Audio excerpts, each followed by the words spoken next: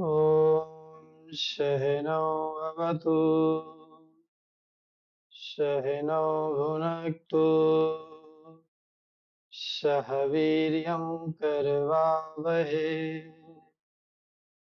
तेजस्विनावधीतमस्तु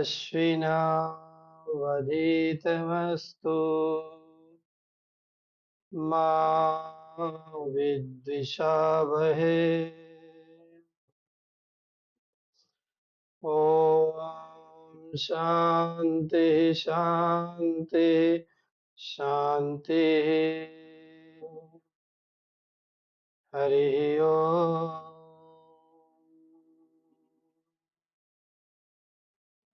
श्री गुरुभ्यो नमः। हम लोग प्रतिप्रसव साधना की बात कर रहे हैं। प्रतिप्रसव साधना योग वासिष्ठ में बताई गई ऐसी साधना है जो स्वयं भगवान श्री राम करते थे ब्रह्मर्षि वशिष्ठ के गाइडेंस में। प्रतिप्रसव साधना के माध्यम से स्वयं को जानने का, आत्म अनुभूति का अवसर मिलता है और उसी में हम फिर प्रतिष्ठापित हो जाते हैं।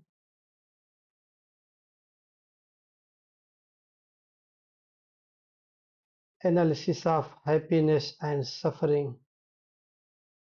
अभी चल रहा है। आनंद के विश्लेषण में हम लगभग समाप्त हो गया है। क्वेश्चन और आंसर सेशन चल रहे हैं। कल का जो क्वेश्चन था और डिस्कशन था बहुत ही सार गर्भित, बहुत ही गहराई में, एक साधारण भाषा में, साधारण शब्दों के साथ, सिंपल लैंग्वेज में किस तरह से स्वयं भगवान उसको प्रकट कर देते हैं।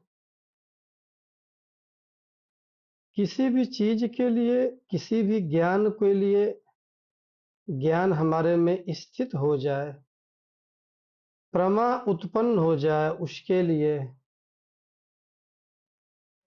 25% गुरु का रोल रहता है। बाकी 25% आप जो श्रवण और मनन करते हैं उसके ऊपर रहता है, कितना अटेंटिव होकर के सुनते हैं। इसीलिए जो ज्ञान मार्ग है उसको श्रवण साधना भी बोला जाता है। अगर अंतःकरण हमारा शुद्ध है तो मात्र श्रवण से ही हम अपने स्वरूप में स्थिर हो जाते हैं, कैवल्य की प्राप्ति हो जाती है, मुक्त जीवन जीना शुरू कर देते हैं, आत्म साक्षात्कार मिल जाता है। इसके बाद 25% रोल रहता है परिप्रश्नेन। योगेश्वर भगवान श्री कृष्ण गीता में बोलते हैं, तद्धिति प्रणिपातेन परिप्रश्नेन सेवया। वो इनकरेज कर रहे हैं, मोटिवेट कर रहे हैं अर्जुन को क्वेश्चन पूछने के लिए। आपको दोनों में देखना पड़ेगा। एक कर्म कांड है जो हम पूजा पाठ करते हैं, उसमें पंडित जी ने बोला यहाँ जल चढ़ाओ, यहाँ फूल चढ़ाओ, यहाँ अक्षत चढ़ाओ, नो क्वेश्चनिंग। क्वेश्चन बिल्कुल अलाउ नहीं है कर्म कांड में। कभी कभी जो लोग पहली बार करते हैं या ज्यादा पढ़े लिखे लोग जो है वो कुछ ऐसा, मेरे से तो कई बार उनका काउंटर हुआ है, बोलते हैं गुरु जी बताइए ये आप लोग कर्मकांड में कोई क्वेश्चन नहीं पूछने देते हैं, बोलते हैं बस जो बोला जा रहा है वही करो। पंडित जी जो वहां बोल दिए वो ब्रह्म वाक्य है, उसको कोई चेंज नहीं कर सकता है। लेकिन यही वेद, ये वेदों में ही है, और यही वेद जब कर्म कांड के बाद उपासना कांड में आता है तो आपको सटल एस्पेक्ट को देखने के लायक बनाता है। और जब यही वेद जब ज्ञान कांड में आता है, ज्ञान मार्ग में, वेदांत में आता है, तो यही वेद बोलता है परिप्रश्नेन, क्वेश्चन पूछिए।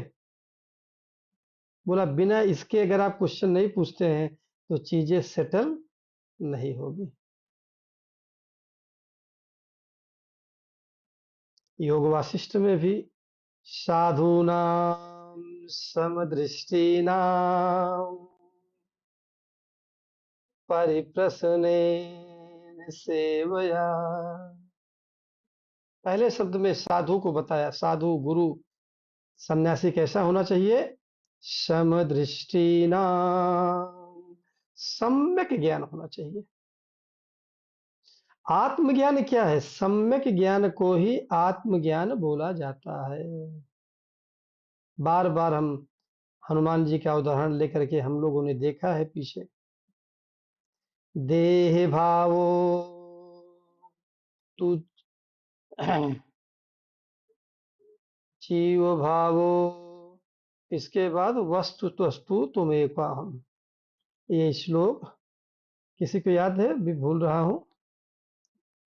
देह दृष्ट्या तु दासोहम, जीव दृष्ट्या तु अंशोहम, वस्तु त्वस्तु त्वमेवाहम।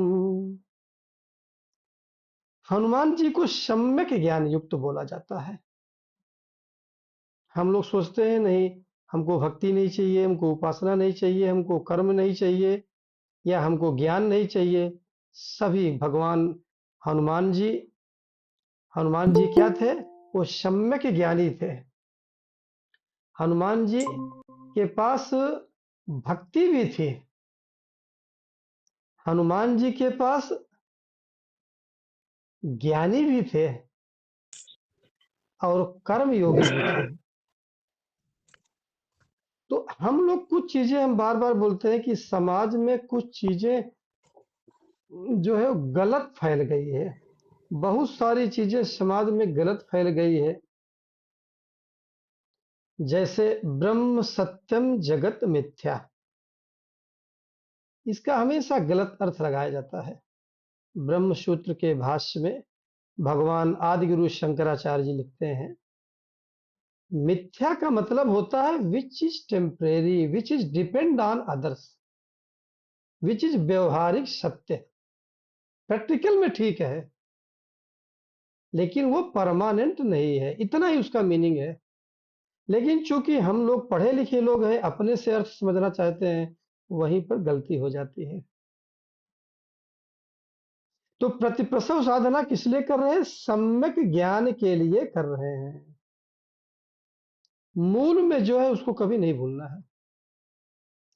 फिर हमने देखा कि ये हमको समझ में कब आता है? अगर आपको नहीं भी समझ में आ रहा है, कल हमने डिस्कस किया था डिटेल में, तब भी क्या रास्ता है जो मुझे मेरे गुरुदेव भगवान ने बोला था, केवल लगे रहो, सुनते रहो, आपके सब कॉन्शियस माइंड में वो चीज जाता रहेगा, धीरे धीरे फल पकता रहेगा। और ऐसे सुनते सुनते ही, थोड़ा सा चिंतन मनन करते करते ही एक दिन आप आत्मज्ञानी हो जाएंगे। आपके अंदर ज्ञान उत्पन्न हो जाएगा, प्रमा उत्पन्न हो जाएगी, कैवल्य की प्राप्ति हो जाएगी, आत्म साक्षात्कार हो जाएगा, प्रभु की भगवत प्राप्ति हो जाएगी, स्वरूप में ठहर जाएंगे। ये सबका एक ही मीनिंग है, अलग अलग गुरु अलग अलग नामों से बोलते हैं। ये बेसिक चीजें चीजें थी, हम लोगों ने समझा। कल के क्वेश्चन को आज आगे बढ़ाते हैं। और जो 25% है वो 25% टाइम के साथ ही समझ में आएगा, जब वो फल पकेगा। इसको हम बार बार रिपीट करते हैं। इसको ना जानने से कभी कभी साधक लोग मायूस हो जाते हैं, निराश हो जाते हैं। मैं कल आप लोगों को बताया कि अगर मेरे जैसे मंद बुद्धि इसको सीख सकते हैं, तो आप सब लोग मेरे से ज्यादा अधिक बुद्धि वाले हैं, शार्प माइंड वाले हैं। मेरे अपने गुरु की एक ही बात पकड़ा था, बोले लगे रहो। दो तीन चीजें उनके, फालतू से बचो, अवॉइड अनवांटेड थिंग्स, उसी से जुड़ो जिससे आपके जीवन का कल्याण होगा, आत्म कल्याण होगा। इसके बाद अगर आपकी उम्र 30 साल 40 साल हो गई है तो फालतू चीजों से बचना शुरू कीजिए। तो जितना फालतू से बचेंगे उतना जल्दी समय हमको हमारा पक जाएगा, फल पक जाएगा, उतना जल्दी ज्ञान उत्पन्न हो जाएगा। वो ज्ञान नित्य अखंड बना रहेगा। हम उस ज्ञान से चित नहीं होंगे। चित माने गिरना। भगवान का एक नाम अच्युत है। आप लोग सुने होंगे, अच्युतम केशवम। तो आप लोग बोलते हैं, पंडित जी भी बुलाते हैं, जो लोग ये प्रार्थना कराते हैं, लेकिन अच्युत का मतलब अपने स्वरूप से जो च्युत ना हो उसको अच्युत बोलते हैं। इसीलिए मैं उसका एक दूसरा शब्द दिया था, आप लोगों को कई बार रिपीट किया, नित्य अखंड वो ज्ञान बना रहेगा। तो प्रश्नों की श्रृंखला को आगे बढ़ाते हैं। कल कुछ शायद दो ही प्रश्न हो पाए थे, दो या तीन प्रश्न, चूंकि प्रश्नों की गहराई ऐसी होती है कि उनको समझना बहुत जरूरी होता है। जी ममता जी, बोलिए प्रश्न। हाँ जी, आज मैं थोड़ा बीच में से क्वेश्चन ले रही हूँ क्योंकि नवरात्रि भी आ रही है। हाँ हाँ, तो जैसा भी हाँ, जहां से लेना है वहां से लीजिए प्रश्न। हाँ जी। तो एक तो बात आपने ऐसी क्लास अपनी एंड हो गई थी, उसके बाद आपने बोला था कि 95% को मालूम ही नहीं है कि गुरु के सामने कैसे आना चाहिए, तो कैसे आना चाहिए? गुरु के सामने कैसे आना चाहिए, इसके बहुत सारे नियम हैं जो हमारे शास्त्रों में बताए गए हैं। एक तो स्वयं भगवान कृष्ण बता रहे हैं, तद्धिति प्रणिपातेन परिप्रश्नेन सेवया। फिर आगे की लाइन है उपदेशन्ति, फिर इसके बाद गुरु उपदेश देता है। कुल मिलाकर के अगर मैं सेवा शब्द को यहाँ श्रद्धा में कन्वर्ट करना चाहता हूँ, आज कल करके चूंकि अभी हमको लेक्चर देने जाने पड़ते हैं, जो बच्चे बीटेक एमटेक किए रहते हैं उनके अगर सामने सेवा बोलो तो फिर वो सोचते हैं कि अच्छा गुरुजी आप सेवा पूरी कराना चाहते हैं।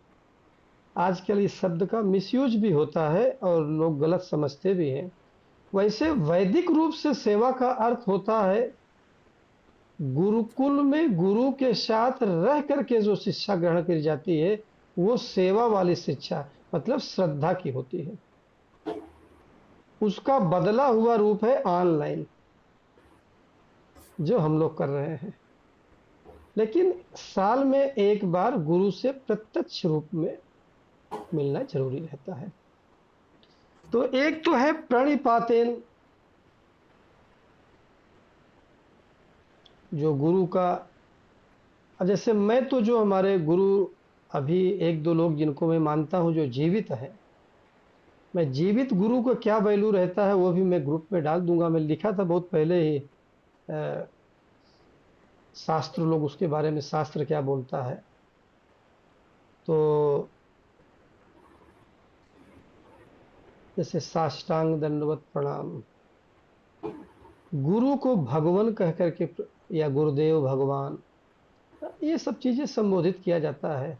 समित पाणम, मुंडक उपनिषद में बहुत अच्छा आता है कि संविधा लेकर के कैसे गुरु के पास जाया जाता है। संविधा लेने का मतलब होता है समर्पण भाव से। पहली बात तो उन्हीं के पास जाना चाहिए जिनके ऊपर आपको विश्वास हो। कहा जाता है साधना के बारे में, start with the believe and and with the knowing. जब विश्वास से शुरू करो लेकिन अंडरस्टैंडिंग, आत्मज्ञानी बन करके खत्म करो। विश्वास का जरूरत केवल शुरू में है।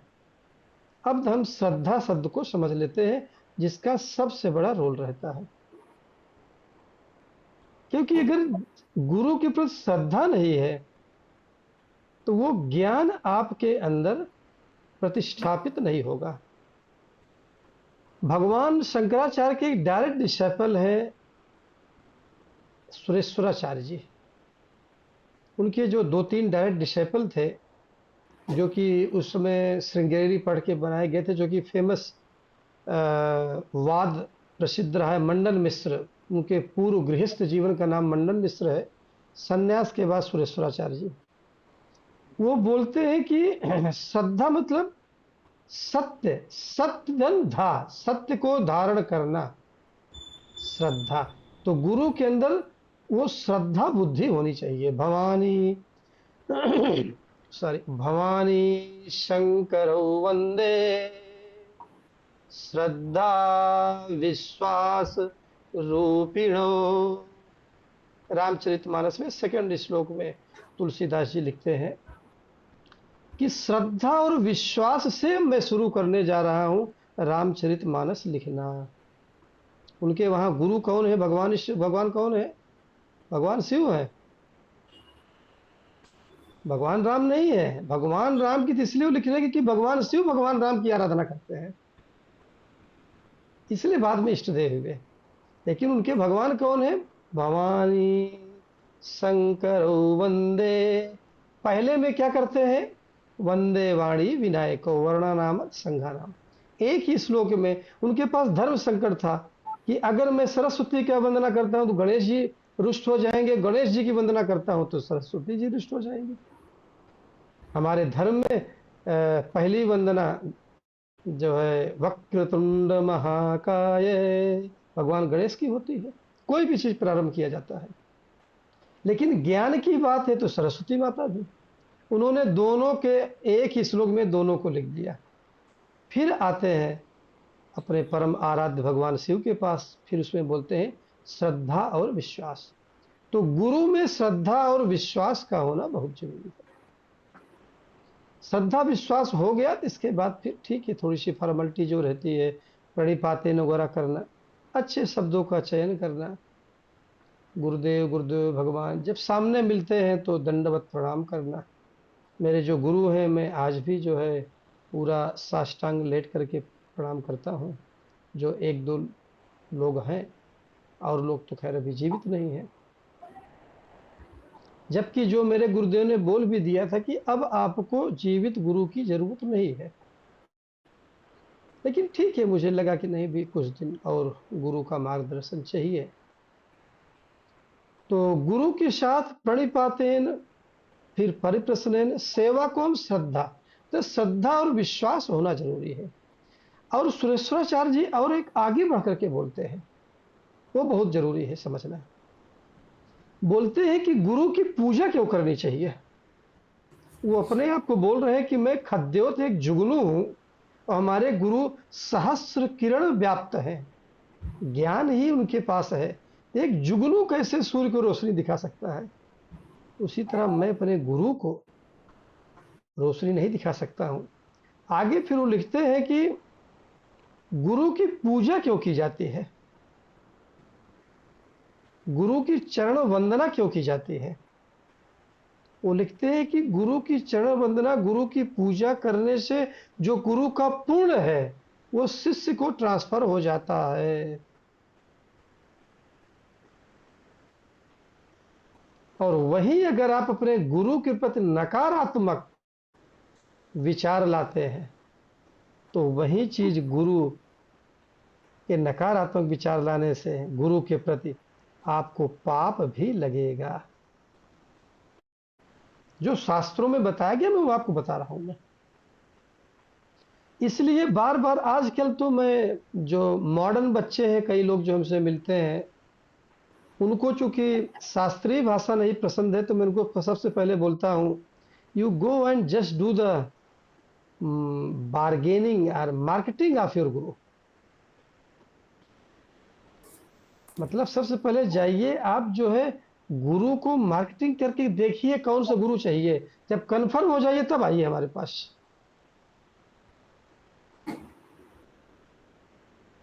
देखिए, देखो, वेदांत जो ज्ञान मार्ग है उनको भीड़ नहीं चाहिए। भगवान आदि गुरु शंकराचार्य के डायरेक्ट तो केवल जो मुख्य शिष्य थे, जैसे सदानंद, जिनका बाद में नाम पद्मपाद हुआ था, जो फर्स्ट शिष्य थे। सेकंड में ये सुरेश्वराचार्य जी मंडन मिश्र हुए हैं, और ऐसे कुछ 3-4 लोग हैं, केवल उतने शिष्य थे। और आज पिछले 1500 से उनकी परंपरा, और जब तक ये मानवता है वो ऐसा लिख के गए हैं। महात्मा बुद्ध जैसे लोग अप्रासंगिक होते जा रहे हैं। अब बौद्ध में जो शून्यवाद मानते थे बहुत लोग छोड़ करके वेदांती, मेरे पास विशाखापट्टनम में ही एक बौद्ध मंक जो थे वो वेदांती बन गए। वो हिंदू धर्म की आलोचना करने के लिए वेद सीख रहे थे, और वो सनातनी बन गए। इसकी गहराई इतनी ज्यादा है। यहाँ पर मेरा उद्देश्य कभी भी भगवान बुद्ध का आलोचना करना नहीं है। भगवान बुद्ध तो प्योर सनातनी थे। सारी गड़बड़ी 100 साल के बाद उनके शिष्यों ने किया है। भगवान बुद्ध तो एक एनलाइटेंड थे। उनके बारे में कदापि कभी भी कुछ भी नहीं सोच सकता हूँ गलत। बाद में फॉलोअर्स गलती करते हैं। तो गुरु के बारे में श्रद्धा रहना, विश्वास रहना। Start with the Shraddha and विश्वास, एंड एंड विद द आत्मज्ञान, अंडरस्टैंडिंग एंड नोइंग।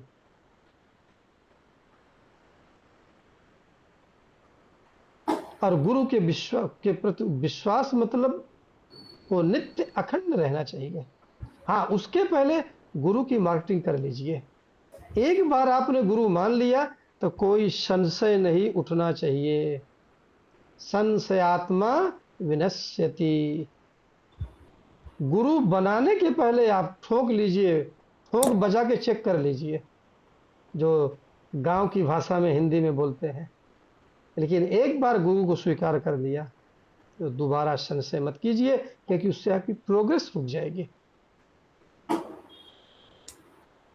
अब गुरु कौन है?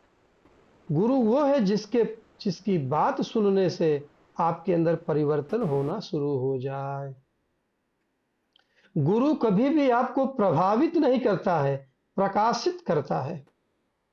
ज्यादातर लोग आपको मिलेंगे जो आपको इम्प्रेस करते हैं। सच्चा गुरु आपको एनलाइटन करता है, इम्प्रेस नहीं करता है, प्रभावित नहीं, प्रकाशित करता है। आपके आत्म कल्याण के मार्ग को प्रशस्त करता है। हाँ, वो सच्चा गुरु तीखी मिर्ची होता है। वो जो सत्य है वही बोलेगा। वो ऐसा शब्द नहीं बोलेगा जिससे आपको अच्छा लगे। आपको अच्छा लगे मतलब आपके मन को, शरीर को।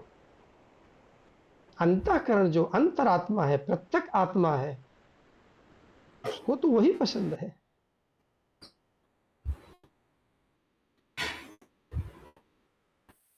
जी, आपको अपने प्रश्न का कुछ हद तक, देखिए हाँ ये जी। ऐसी चीजें हैं। अभी इसके बारे में अगर ज्यादा समय, जब आप लोगों को थोड़ा सा लेवल 2 की ट्रेनिंग कराऊंगा तो मुंडक उपनिषद में और गहराई से, प्लस कैसे प्रश्नोपनिषद में आता है, मतलब हर सभी चीजों में आता है। जितने भी हमारे उपनिषद हैं वो कैसे एक ऋषि ब्रह्म ऋषि के पास जाता है शिष्य बन करके, कैसे सब कुछ समर्पण भाव से जाता है। और दो और शब्द अगर जानना है तो समर्पण और शरणागति। ये कुछ शब्द है, श्रद्धा, विश्वास। जब विश्वास और श्रद्धा रहेगा तो धीरे धीरे समर्पण और शरणागति स्वयं आ जाएगा।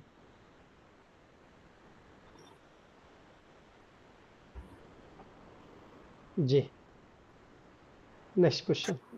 बहुत सुंदर आपका ये जवाब रहा। इसमें जो ये शब्द है श्रद्धा, नित्य, अखंड, है ना?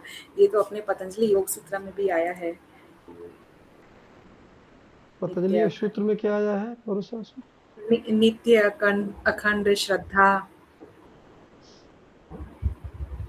श्रद्धा तो आया, नित्य खंड एक साथ मुझे तो नहीं याद आ रहा है। मतलब जो एक्चुअली हमने तो पतंजलि योग सूत्र के जो संस्कृत का तो कुछ नहीं, बट जो हमें टीचर ने उसका विश्लेषण बताया तो हाँ, ऐसे ही ध्यान है कि नित्य अखंड मतलब जो साधना भी है वो नित्य अखंड निरंतर लगातार करते रहना चाहिए। नित्य शब्द वेदांत का, ज्ञान मार्ग का शब्द है नित्य। ओके। ऐसे आपने सुना होगा स्वामी अखंडानंद, मतलब जो हर समय एक रूप में बने रहते हैं, कभी भी स्वरूप से च्युत नहीं होते हैं, नहीं गिरते हैं।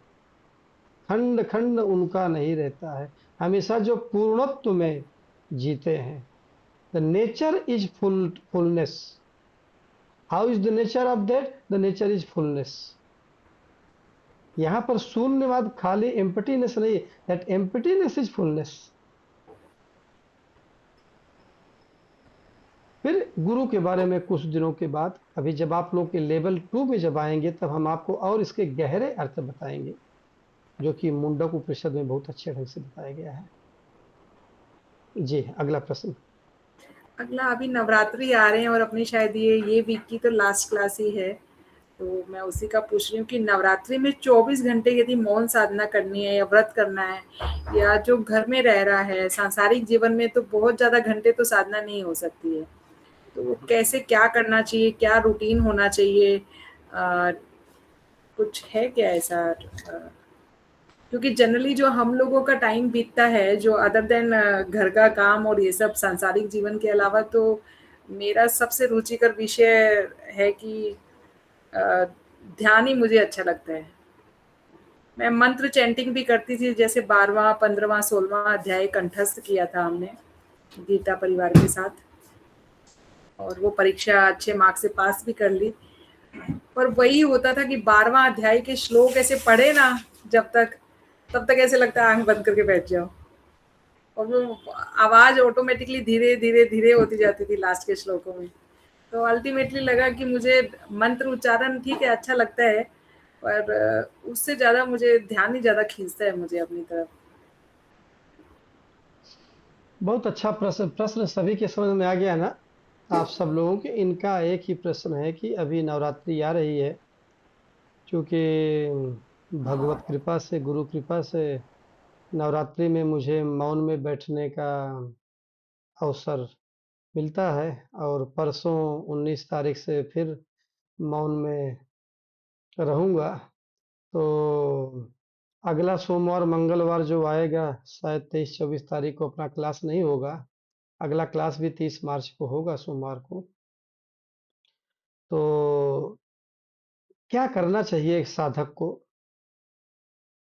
पहली बात तो, सबसे पहले आपका लेवल क्या है, वेयर यू आर स्टैंडिंग, उसको समझना बहुत जरूरी है। दूसरी बात, अगर हम मौन की ले लें, तो कल मौन के बारे में काफी डिस्कशन किया गया था। मौन में, मौन आपके भीतर घटित हो, उसके लिए कोई फिक्स रूल नहीं है। That is a pathless path. मौन itself is a goalless goal, wayless way, nothing to go, nowhere to go, nowhere to reach। तो मौन में, भगवान बुद्ध के मौन में घटित होने के अलग तरीके थे, भगवान शंकराचार्य के घटित होने के अलग तरीके थे, रमण महर्षि भगवान के अलग तरीके थे, रामकृष्ण परमहंस के अलग तरीके थे। तो इसका कोई एक तरीका नहीं है। अभी शास्त्र क्या बोलता है, मैंने जो ग्रुप में डाला भी था, एक स्वामी जी का इसेंशियल ऑफ पाथ इंग्लिश में है, जो कि अरुणाचलम भगवान रमन महर्षि के वही समय ऑथेंटिकेटेड वहाँ के गुरु हैं। उन्होंने बताया भी कि कोई भी चीज, एक हर आदमी के अलग अलग नियम होते हैं। जिड्डू कृष्णमूर्ति जी हैं, he was also enlightened person, उनका एक अलग तरीका था। तो कोई एक फिक्स नियम नहीं है। हाँ, सभी स्वामी लोगों का, सन्यासियों का जो आप तो गुरु हुए हैं, आप तो महापुरुष हुए हैं, उनका एक ही कहना था कि आपको किसी भी तरीके से अगर मौन और समाधि नहीं घटित हो रही है, आत्म अनुभूति नहीं हो रही है, बिल्कुल टेंशन मत लीजिए। Just if Guru grace is there, गुरु की कृपा है, तो अपने आप घटित हो जाएगा। घंटों घंटों का मौन में ऋषिकेश में भी रहता हूँ, कुछ दिनों का भी। लेकिन यहाँ जो हमारे गुरुदेव का आश्रम है, वहाँ मैं पहली बार 8 रात और 9 दिन पहला बार वहाँ पर रहा मैं। फिर इसके बाद जो सदगुरु शिवानंद मूर्ति जी का आश्रम है, उनके आश्रम में रहा पिछले साल। तो पिछले साल का जो मेरा मौन मेरे भीतर जो घटित हुआ, उसका अपना एक अलग लेवल था, क्योंकि गुरु कृपा, हाँ, मुझे लगा कि अब मेरे ऊपर गुरु कृपा हो गई है।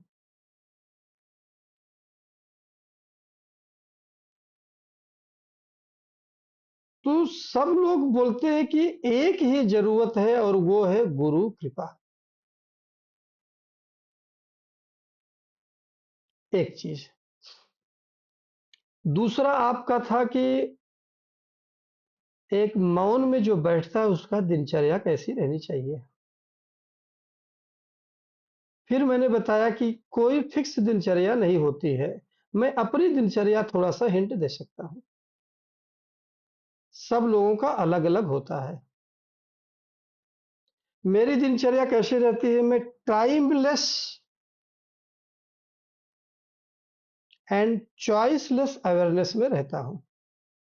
अब टाइमलेस अवेयरनेस का मतलब मैं मोबाइल भी बंद कर देता हूं, मैं टाइम को मॉनिटर ही नहीं करता हूं। उसके कारण से क्या होता है, कभी कभी 2 बजे रात भी मेरी नींद खुल जाती है। हाँ, मुझे समय तब पता चलता है जब मुझे खाना बनाने के, खाना वाले जब बुलाते हैं, जहाँ पर अन्नपूर्णा रहता है कि हाँ महाराज जी आ जाइए भोजन के लिए, तो लगता है अच्छा कुछ गेस हो जाता है कि इतना समय हो जाता है, तब विचार आ जाते हैं। उसके कारण से कभी कभी हुआ कि मैं टाइम, जैसे कमरे के अंदर हूँ, टाइम को मैं कमरे में अंधेरा कर देता हूँ, चाहे दिन हो चाहे रात हो। ऑफिस के बाद कभी कभी मेरे साथ ऐसा हुआ कि मैं पिछली बार ही हुआ कि सुबह का मेरा 9 बजे के भोजन के लिए आदमी आया, खटखटाया, दरवाजा बिल्कुल पीट पीट के चला गया, मैं सो रहा था, उठा ही नहीं। फिर इसके बाद जो है, मैं 2 बजे उठा, 2 बजे मुझे लगा कि अभी सूर्योदय हो रहा है। तो जब मुझे लगा कि अभी सूर्योदय हो रहा है 2 बजे, तो 2 बजे मैंने और डेली का मैं डायरी में लिख लेता हूँ। और फिर इसके बाद जो भी वहाँ पर दूसरे गुरुजी हैं, उनके उत्तराधिकारी, मैं उनके पास मौन के बाद उनसे मैं डिस्कस भी किया। तो जो मेरे प्रभात गुरुजी ने बताया कि इस गैलेक्सी में बहुत सारे सूर्य हैं, if you go beyond time and space. ये हमारा टाइम कैसे मॉनिटर होता है, सूर्य से तो मॉनिटर होता है ना।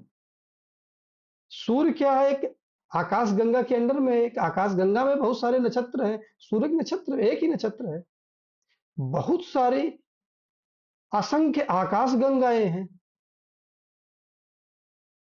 तो जब आप बिल्कुल टाइमलेस में रहते हैं, मैं जो करता हूं,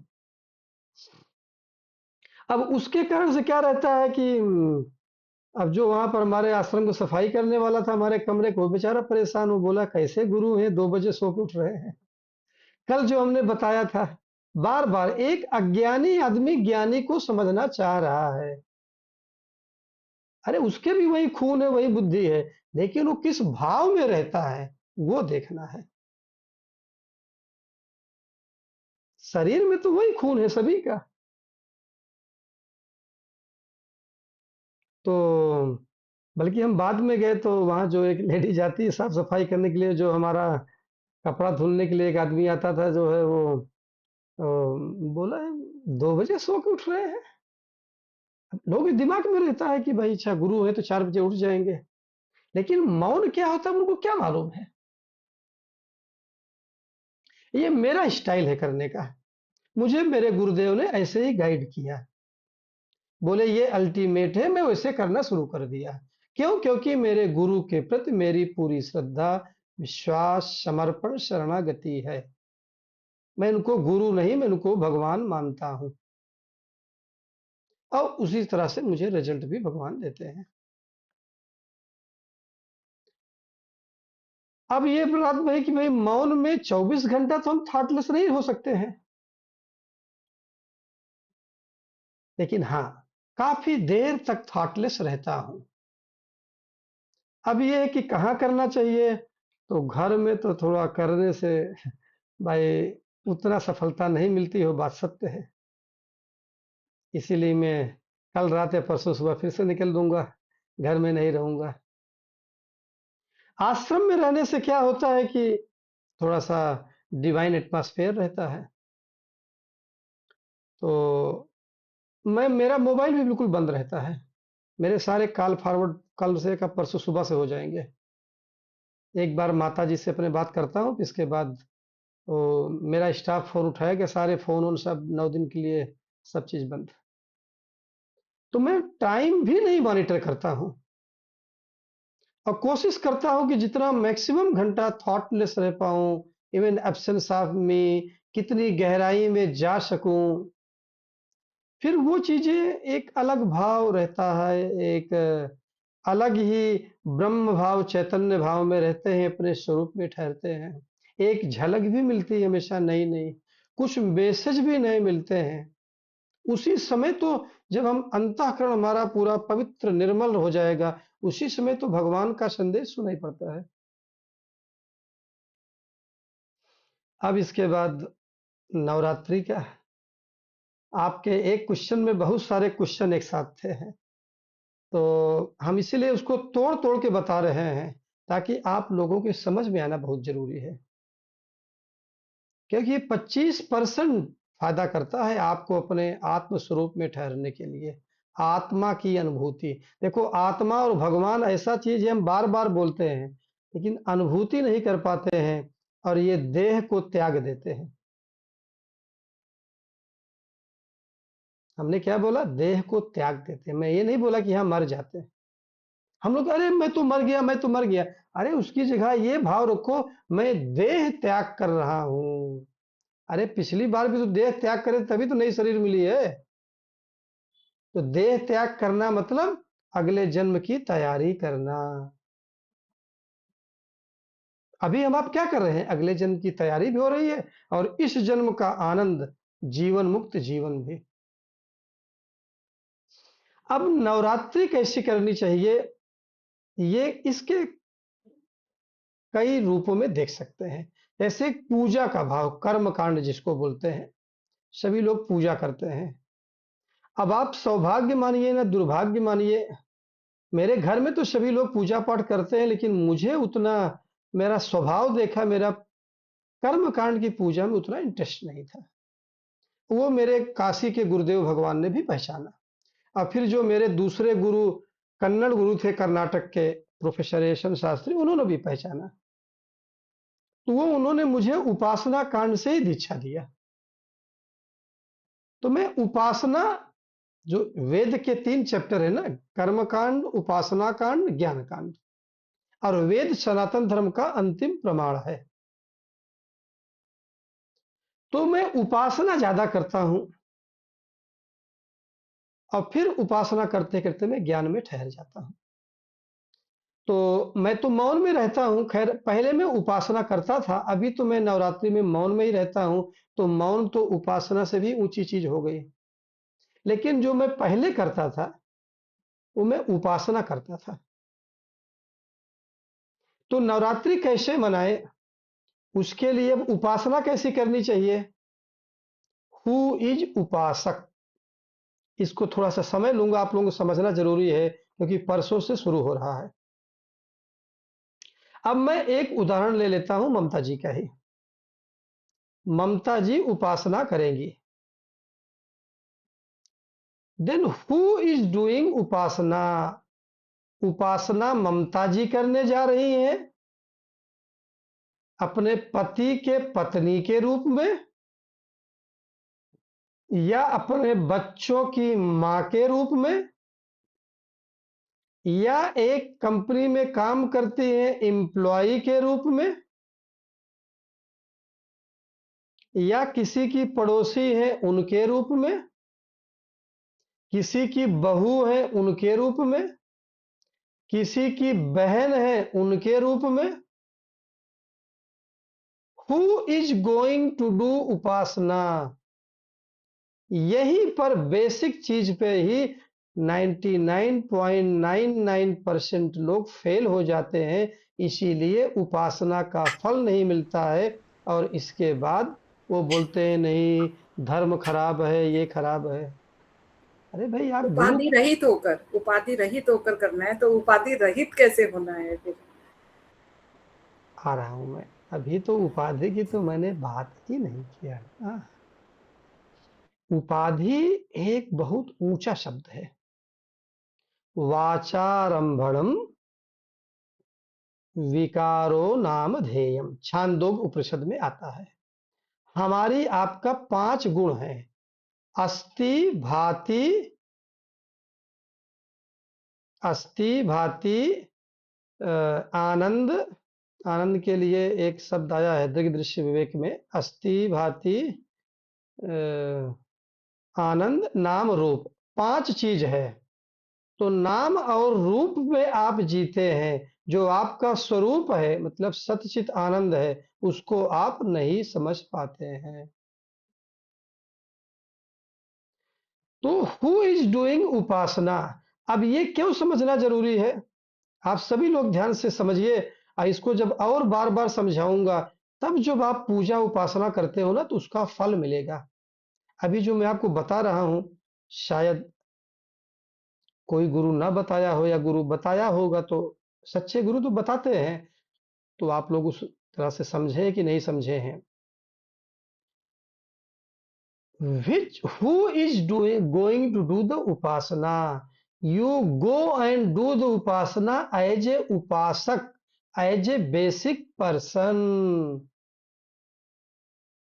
जब आप माँ के रोल में है, पत्नी के रूप रोल में है, बेटी के रोल में है, बहन के रोल में है, एम्प्लॉय के रोल में है, उस रोल में उपासना नहीं करना है। आप बिजनेसमैन हैं, बिजनेसमैन बन के उपासना मत कीजिए। सभी को मंदिर में जाना है वीआईपी बन करके। अब वो वहां से पुण्य लाते हैं या पाप लाते हैं, अब आप देख लीजिए। मैं कुछ मंदिरों में जाता हूँ, कई लोग मुझसे बोलते भी हैं, ना ना ना, मुझे लाइन में लगने दीजिए, मैं अपने आप को प्रिपेयर करूं प्रभु के सामने जाने के लिए, तब मैं जाऊंगा, तब पुण्य मिलेगा। कई लोग फोन करते हैं, गुरु जी अच्छा वहां, ठीक है, लाइन वाइन से बचने की मैं बात नहीं कर रहा हूँ। लाइन से बचना है तो बच सकते हो, किसी का लिंक है, लेकिन कम से कम दर्शन करने के पहले वो प्रिपरेशन होना चाहिए। मेरी बातों का गलत अर्थ नहीं लगाना है। मैं ये नहीं बोल रहा हूँ कि आप लाइन में क्यों, लाइन में नहीं लगे, डायरेक्ट क्यों आगे, ठीक है वो सब चलता है। अब धक्का मुक्की ज्यादा है तो आप का लिंक मिलता है तो डायरेक्ट दर्शन कर लेता है, लेकिन उसके पहले प्रिपरेशन जरूरी है। Are you going to do उपासना as a basic person, as a उपासक? उपासक बन के जब उपास्य की उपासना की जाती है, तब फिर आपको भगवत प्राप्ति होती है। आप अगर अपने आप को एम्प्लॉय बन करके, बिजनेसमैन बन करके, पत्नी, माँ, बहन, नाम और रूप से जो आइडेंटिफिकेशन मिला है, अगर उससे बन करके अगर आप उपासना कर रहे हैं, तो पूरा वो कौन सी पुस्तक बोलते हैं माता रानी की जो हम लोग पढ़ते हैं,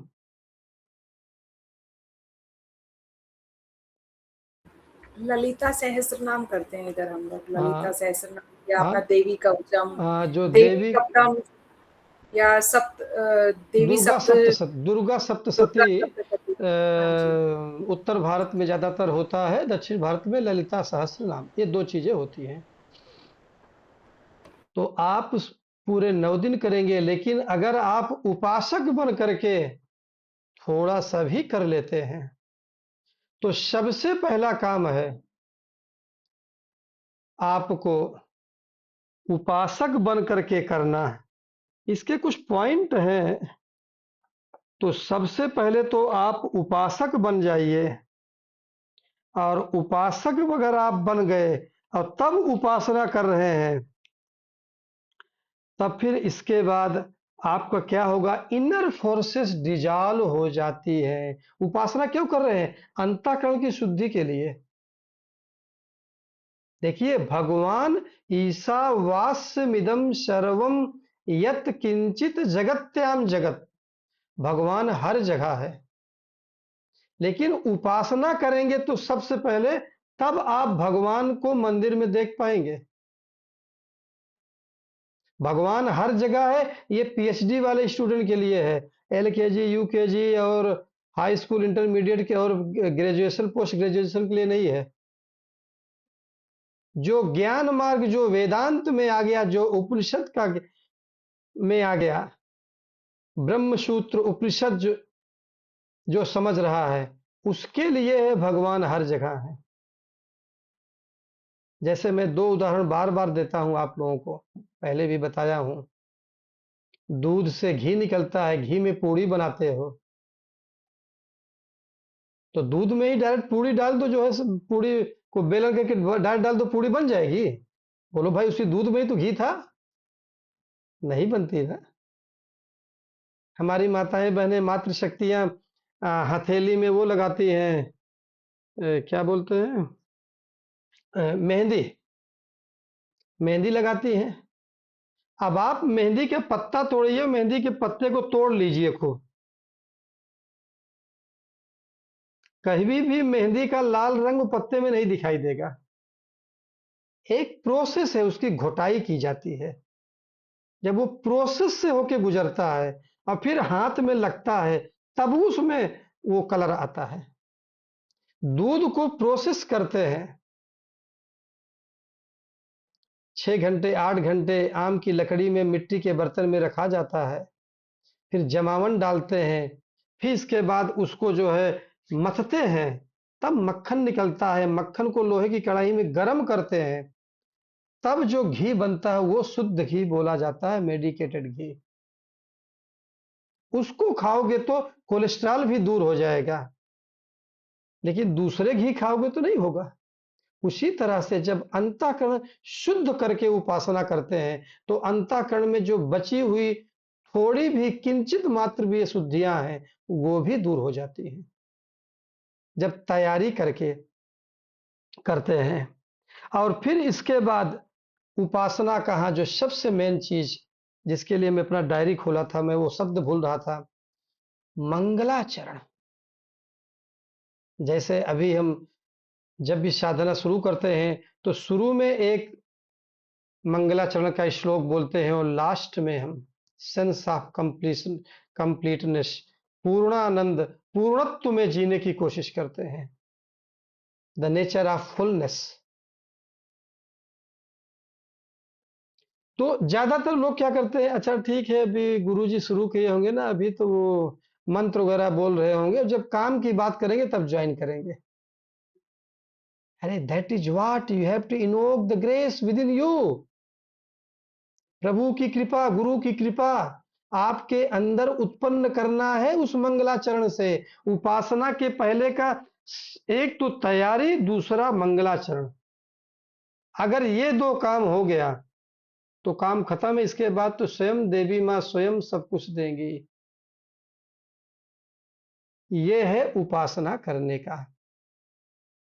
अब अगर आप पूछना चाहते हैं कि वो पूजा कैसे की जाती है, षोडश विधि, जो 16 प्रकार का विधि से पूजा की जाती है, तो मैं उसके लिए क्षमा चाहूंगा, उसके लिए किसी पंडित जी को बुलाना पड़ेगा। मैं उस चीज को, जिस चीज का ज्ञान नहीं रहता है, मैं बिल्कुल मना कर देता हूँ। क्योंकि उसके लिए जो पंडित जी लोग जो पूजा पाठ कराते हैं, ऋत्विक जिसको बोला जाता है, ऋत्विक को आपसे उनसे संपर्क करना पड़ेगा। वो कर्म कांड का पार्ट है कि वो तरह तरह के बताएंगे, भाई कैसे फिर कलश स्थापना की जाती है, तो सारी वो भी एक मेथड है। शुरुआत में बहुत जरूरी है, बट मेरे गुरुदेव भगवान ने मुझे उपासना कांड से इनिशिएट किया, तो मैं इसलिए उसी में आ गया। थोड़ा बहुत पूजा करता हूँ, ऐसा नहीं कि बिल्कुल नहीं करता हूँ, लेकिन ज्यादा डोमिनेशन मेरे लिए उपासना कांड रहता है। इसमें मंगलाचरण का मैं पूछ रही थी, जनरली हम लोग कुछ भी शुरुआत करते हैं, मतलब मैं जो शुरू करती हूँ तो ऐसा 3 बार ओंकार, और अपना गणेश जी का मंत्र, गुरु मंत्र से हम शुरू करते हैं और कभी स्वास्थ्य के लिए रहता है तो 7 बार अपना महामृत्युंजय मंत्र भी कर लेते हैं और लास्ट में हम लोग शांति मंत्र करते हैं, बीच में जो भी अपना रहता है वो, या कुछ विशेष मंगलाचरण है यहाँ पर। हाँ, देखिए मंगलाचरण क्या रहता है कि जो आपके सबसे पहले मंगलाचरण अपने इष्ट देवी, इष्ट देवता या कुल देवता जो होते हैं, उनका ही किया जाता है। पहले दिन जब आप शुरू करते हैं तो एक बार वक्रतुंड महाकाय, भगवान गणेश, माता सरस्वती का कर लेना चाहिए। इसके बाद इष्ट देवी, इष्ट देवता, कुल देवी जो भी आपके हैं, कुल देवता कुल देवी और इष्ट देवता इष्ट देवी अलग है, तो पहले कुल देवता कुल देवी, फिर इष्ट देवता इष्ट देवी जो भी है। ये सीक्वेंस है, क्रम है, उसको फॉलो करना बहुत जरूरी है। और फिर इसके बाद जब आपने वो किया, तब फिर जैसे जो भी एक मंत्र आप ये ललिता सहस्त्रनाम आप पाठ करते हैं, तो ललिता सहस्त्रनाम का जो एक मंत्र होगा मंगलाचरण का, उस मंत्र को, उससे क्या होगा कि ललिता देवी का ग्रेस, कृपा इन्वोक होगी, आपके अंदर उत्पन्न होगी। और जब श्रद्धा विश्वास से करते हैं तो वो कृपा होती है। मैं आप लोगों को बार बार बोलता हूं कि अगर आप मेरे से बाद में उसी प्रश्न का जवाब पूछें, तो मैं जिस तरह से अभी बता पाता हूं नहीं बता पाऊंगा। क्योंकि जब भी मैं प्रार्थना मंगलाचरण करता हूं तो मैं उस गुरु कृपा को, मैं ऐसे नहीं बोलता, इट्स नॉट लिप सर्विस कि मैंने बोल दिया हरि ओम श्री गुरुभ्यो नमः। नहीं, गुरुदेव भगवान को अपने अंदर जो है प्रतिष्ठापित करता हूँ। अगर आप कभी ध्यान दिए हो, मैं उसमें बहुत धीमे धीमे बोलता हूँ। ये नहीं कि जल्दीबाजी, हाँ हरि ओम, हाँ श्री गुरुभ्यो नमः, चलो बोलिए भाई, वो मंगलाचरण नहीं होता है। तो मंगलाचरण और प्रिपरेशन उपासना का सबसे बड़ा अंग है। ये अंग कंप्लीट हो गया तो ललिता सहस्त्रनाम का जब आप पाठ करेंगी, वो इनवोक होगा। ललिता सहस्त्रनाम का डेली पाठ कर सकते हैं, डेली कर लीजिए, नहीं तो पेज वाइज जैसा आपके पास। हाँ, कुछ देर के लिए आपको मौन में बैठना चाहिए, जब तक अभी ठीक है, बच्चे छोटे हैं, एक बार बच्चे बड़े हो जाते हैं तो फिर इसके बाद तो हम लोग ग्रुप में भी मौन में बैठा करेंगे, सब लोग धीरे धीरे कुछ सालों के बाद शुरू करेंगे।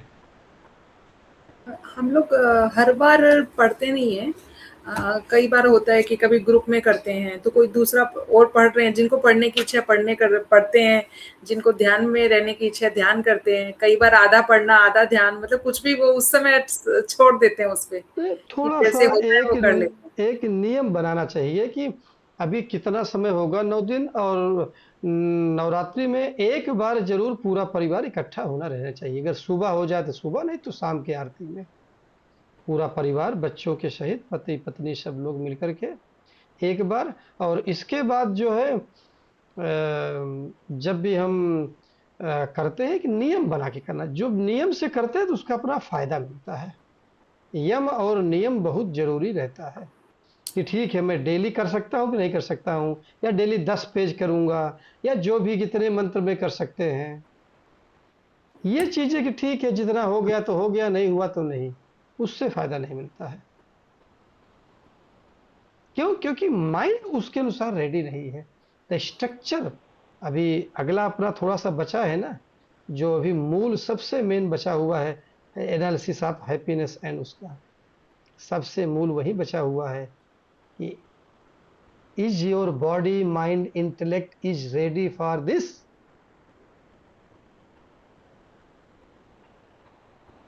उसको समझना बहुत जरूरी रहता है। ओम पूर्णमद पूर्णमिदम पूर्णात् पूर्णमुदच्यते पूर्णस्य पूर्णमादाय पूर्णमेवावशिष्यते। अवशिष्यते। ॐ शान्ति शान्ति शान्तिः। हरिः ओम्।